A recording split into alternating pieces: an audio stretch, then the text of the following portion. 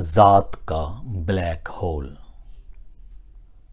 روح روحانیت کے زیر اثر بدنی ضرورتوں سے بے خبری کی کیفیت میں ایک سسٹم کے تابع ہوتی چلی جاتی ہے جسے سمجھنا انتہائی مشکل صورتحال سے دوچار کر دیتا ہے۔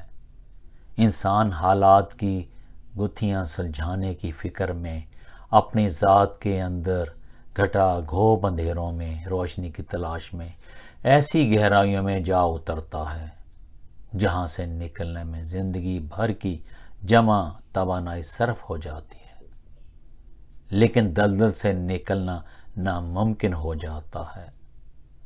ٹوٹے وجود میں ایک ایسا بلیک ہول تشکیل پا جاتا ہے جو ادھوری خواہشات، ناکام محبت، احساس محرومی اور وقت سے پہلے ہاتھوں سے پھسلتے رشتوں کے در سے اتنا بڑا ہو جاتا ہے کہ بڑی سے بڑی خوشی اور کامیابی حاصل ہونے کے بعد چند لمحوں میں وجود میں بلیک ہول کے اندر غرق ہو جاتی ہے۔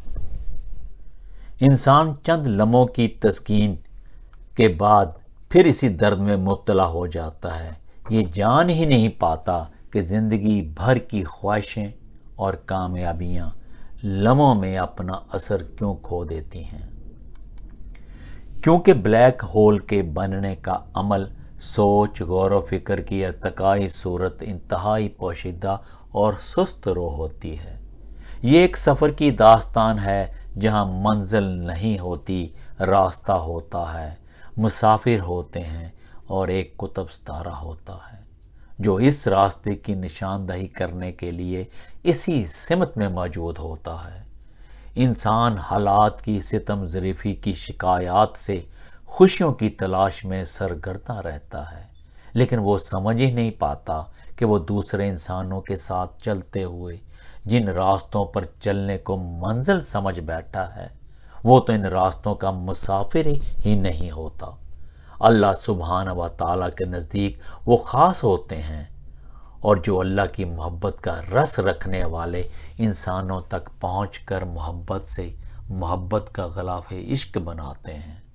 جنہوں نے اللہ کے عشق کی چوٹ نہ سہی ہو، آزمائشوں کی چکی میں پسنے کے عمل سے نہ گزرے ہوں، ان کے لیے زندگی تندرستی اور بیماری سے بڑھ کر کچھ نہیں۔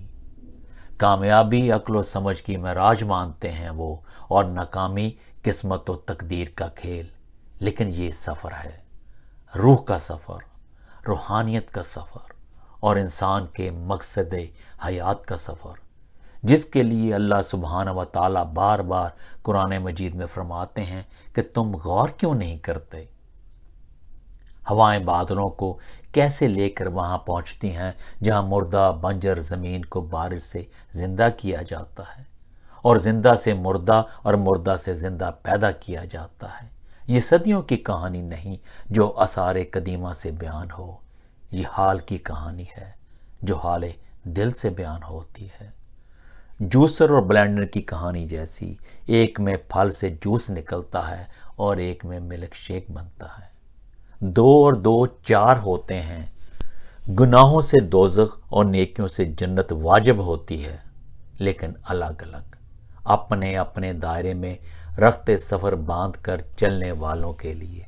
جن کے اندر بلیک ہول موجود نہیں وہ اپنے سفر پر گامزن رہتے ہیں، اور جو ہر خوشی اور کامیابی پانے کے لمحوں بعد درد کی ٹیس محسوس کریں، ان کے سفر روشنیوں کی طرف بڑھنے کے سفر ہیں، کیونکہ وجود کا بلیک ہول صرف انہیں ختم کرتا ہے جو اس وجود کے لیے اہم نہیں ہوتے اور پاک پروردگار کی طرف جانے والے راستوں کی راہ میں رکاوٹ بنتے ہیں۔